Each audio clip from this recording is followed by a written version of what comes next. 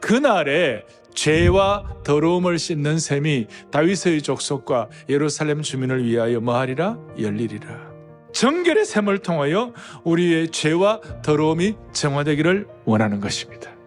그 히브리어로 이 셈은 여기 보니까 마코르인데, 이 단어는 주로 생수의 구는 뿜어져 나오는 셈, 요한복음 4장에 있는 것처럼 날마다 솟는 셈, 뿜어져 나오는 셈을 가리킬 때에 사용되는 용어였습니다.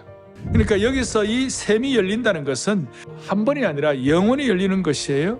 일단 열리면 닫히지 않는 것이에요. 죄와 더러움의 셈을 누구에게 열어주시느냐? 다윗의 족속에게 열어준다 그랬어요. 여러분, 이스라엘 백성들이 본격적으로 민족 공동체가 형성된 것이 BC 한 1500년이에요. 그리고 지금 오늘 이 말씀을 받는 것이 BC 500년경이었으니까 얼마나 이스라엘 백성들의 죄가 심각했는지 1000여 년 동안 예레미야 2장 13절에 보니까 내 백성이 두 가지 악을 행하였나니 곧 그들이 생수에 근원되는 나를 버린 것과 첫째, 두 번째 스스로 웅덩이를 판 것인데 그것은 그물을 가두지 못할 터지는 웅덩이가 되었다 그렇게 했어요. 그러니까 지속적인 반역과 불순종으로 고의적으로 범하는 무서운 죄가 1000여 년 동안 이어졌어요. 그러니 오죽하면 예레미야 2장 22절에 뭐라고 얘기하고 있는가? 주 여호와의 말씀이니라 너가 잿물로 스스로 씻으며 너가 많은 비누를 쓸지라도 내 죄악이 너 앞에 그대로 있겠다. 그 이스라엘 민족의 1000여 년 동안 범한 죄였어요. 유다의 죄는 금강석 끝 철필로 기록되었다. 얼마나 강팍하고 얼마나 단단하고 얼마나 못돼 먹었는지 금강석 끝 철필로 기록될 정도로 그렇게 단단하고 그렇게 강팍했다는 것이에요.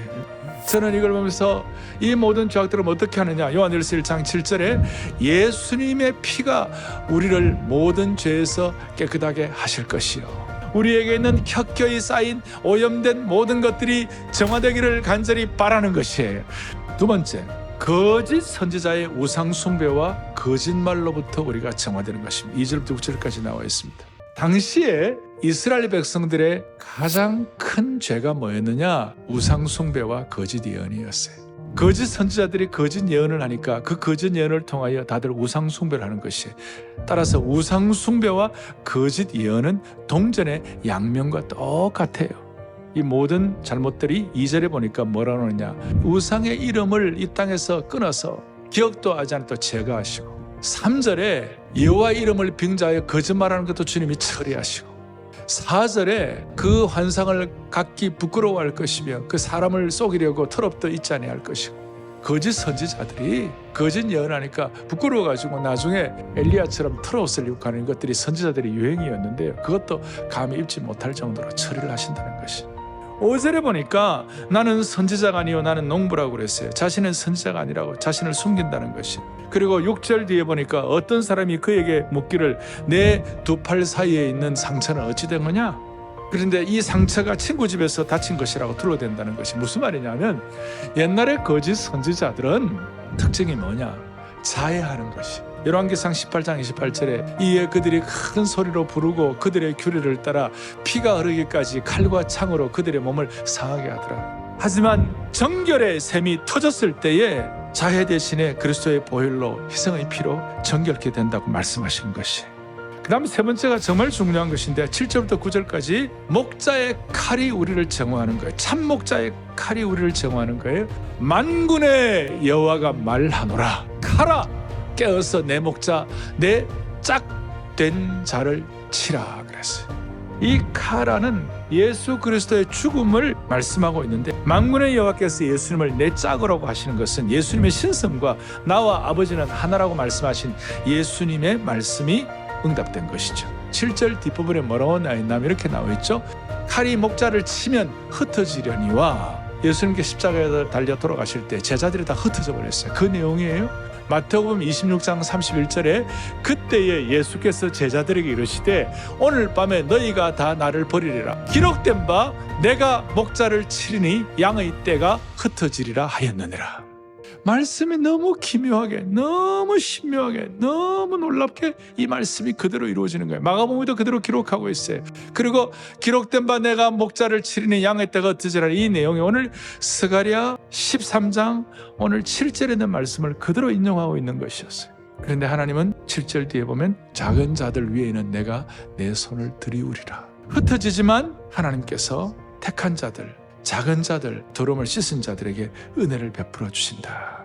여호와가 말하노라, 이 온 땅에서 3분의 1은 멸망하고 3분의 1은 거기에 남으리니.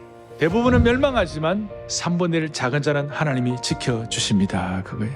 그럴 때에 9절에 무슨 일이 벌어지는가? 불 가운데에 던져 은같이 연달하며 금같이 시험할 것이라. 우리는 오늘 이 말씀을 그대로 믿고 지나간 시간들을 돌이키면서 은같이 연단되고 금같이 단련된 하나님의 백성들 된 줄로 확신합니다. 그 확신이 있을 때에 9절 뒷부분에 뭐라고 나오느냐? 그들이 내 이름을 부르리니 내가 들을 것이며 나는 말하기를 이는 내 백성이라 할 것이요 그들은 말하기를 여호와는 내 하나님이시라 하리라. 하나님과 나와의 관계에 있어서 중간에 막힘이 없을 것이다. 그리고 놀라운 것은 이들은 내 백성이라 할 것이요. 호사야에 보면요, 여호와께서 이르시되 그의 이름을 로암미라 하라. 너희는 내 백성이 아니요 나는 너희 하나님이 되지 아니할 것입니다. 이 히브리의 로암미, 로는 부정이니까 암미, 하나님의 백성이라는 뜻이에요. 정결하게 하는 셈을 통하여 우리의 죄와 더러움을 정리했을 때, 칼로 치신 예수 그리스도의 십자가의 그 은혜를 우리가 깨달았을 때 우리 모두는 하나님의 친백성, 로암미가 아니라 암미가 되게 하신 주님을 찬양합시다.